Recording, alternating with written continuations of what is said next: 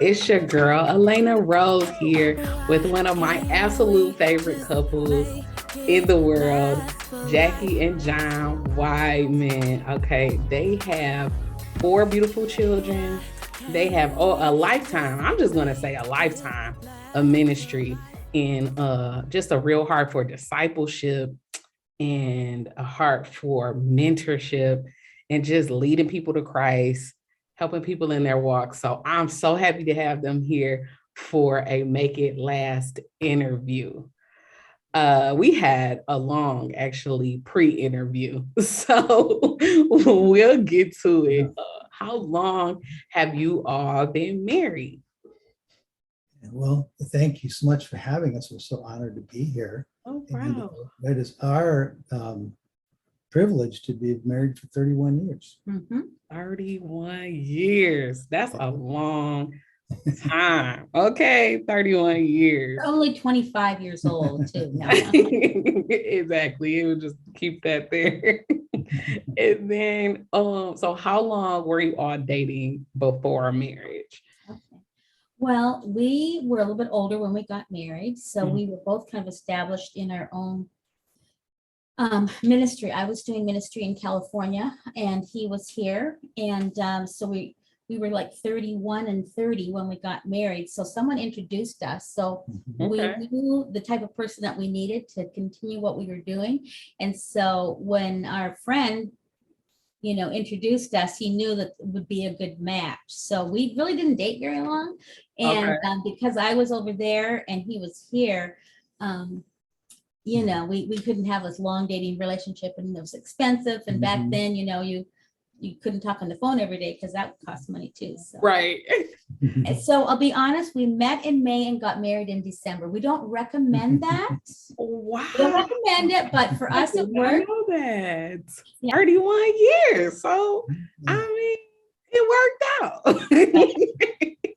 It worked It's a out. rough road in some of the years, but we'll talk about that in a little bit. Yeah. So we got to know the question, obviously, we're here for is we need the tips. 31 years, we need the tips. How did you or are you making it last? I think the first thing you got to come to grips with is that it is intended to last, that God intended it to be forever. And so when you make that vow that says forever, it really means forever. And in those moments when it feels like, oh man, I maybe made a mistake, or I don't want this to go on forever, you go back to that vow and just say, okay, God, how do we work this out? Because it's a long time. But having that commitment and realize what God's intention was for it to be forever.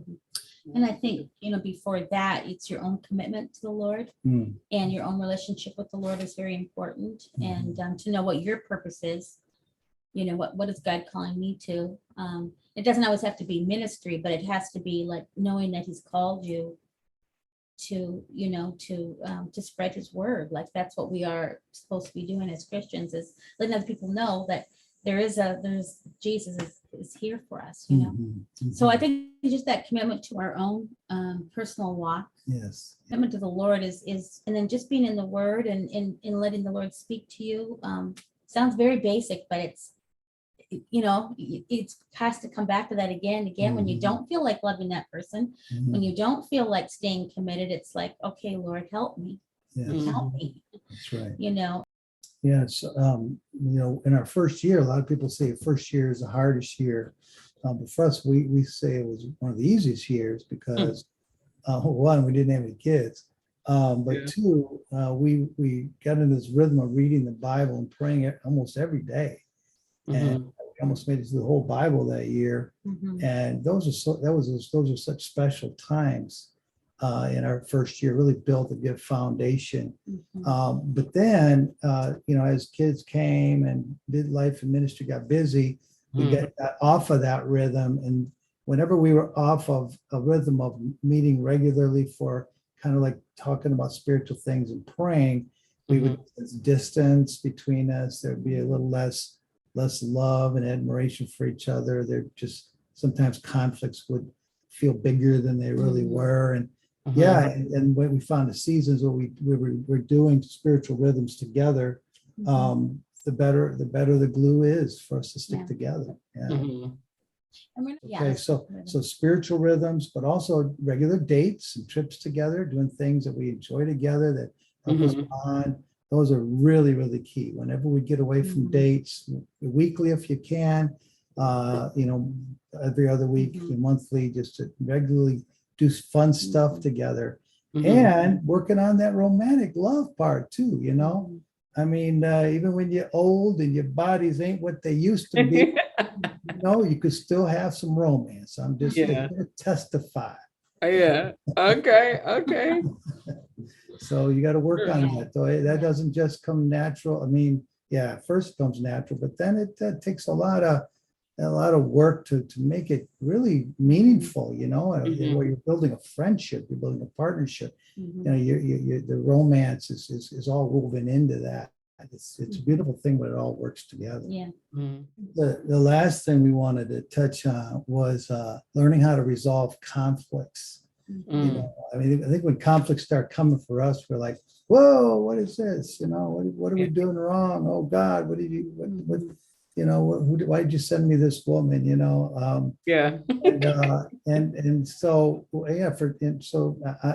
I admit to being the one who hates conflict the most. Like she'll confront me about something, I'm out the back door in a minute. Like, I don't want to talk about that. That's too hard. So I had to learn how to kind of, there's one kind of counseling method that we recommend couples use. It's called turning towards each other instead of turning away. Okay, God, as hard as this is, I'm going to lean into this conflict and try to lovingly listen and empathetically listen to what my wife is saying, and reflect back what she's saying, so she understands, so she believes that I understand what she's feeling, what she's dealing with, and I also had to learn how important feelings were. I'm like, well, we could just handle this step 1, step 2, step 3, and I'm like, if you could just forget feelings, and really grow. Oh my goodness. But we did have a fight last week or 2 weeks ago, just so you know. Yes. Hey. From what I understand already, that's never gonna stop. That's not like you're not gonna finish. No more fights. First of all, maybe your background. How did your families resolve conflict? This family didn't have conflict. They didn't talk about things. And ours was the other extreme. Yell it and then it's over. Right. And so I'm doing that. And then I would say, when you're and making sure that when you say sorry, you really mean it, not just like, I'm sorry. No. Are you really sorry? Because I think when we really say sorry to each other, then the other person can forgive more readily, We got in our worst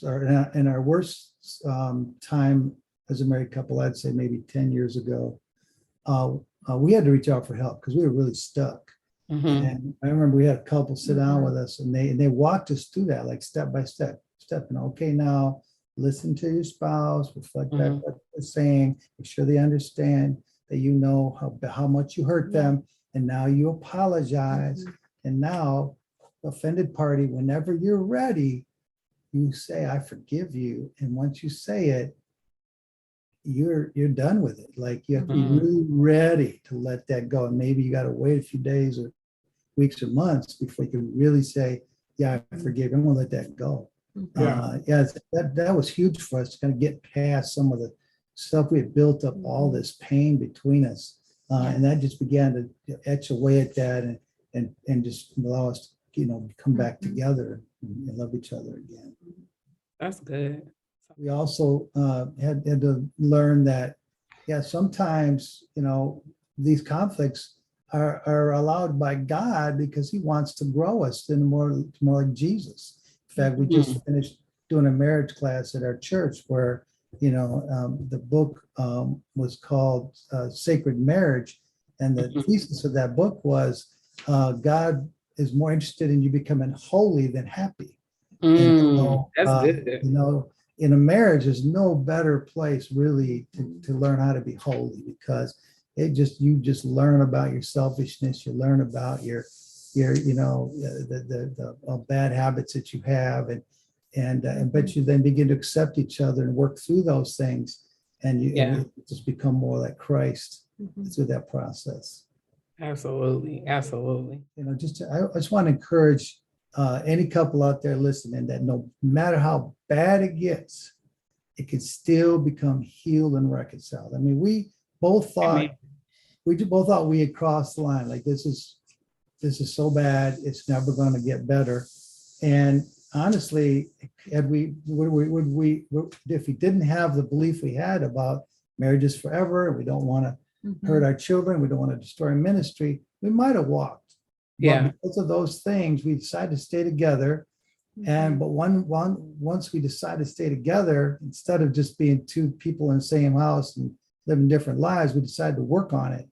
And as we worked on it, there was a season where feelings of love were gone. It was just like, there's no love feelings at all, and more angst and more anger and more pain. But you know what God did?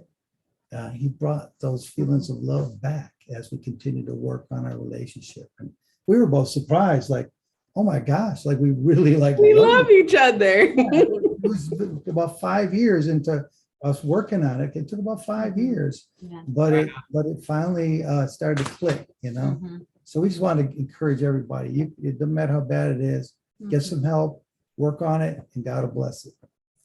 So, God is so good. He's so powerful, and he really loves when marriages last. So he does. He definitely does. Well, I really appreciate you all sharing those tips. 31 years of marriage, and I just appreciate catching up with y'all, just honestly. And we are gonna for sure have to keep in touch outside of this, and help just me, other couples. And I didn't even know when I asked you guys that you had this heart for counseling and just marriage, and kind of like what I was going for. So I appreciate you guys again.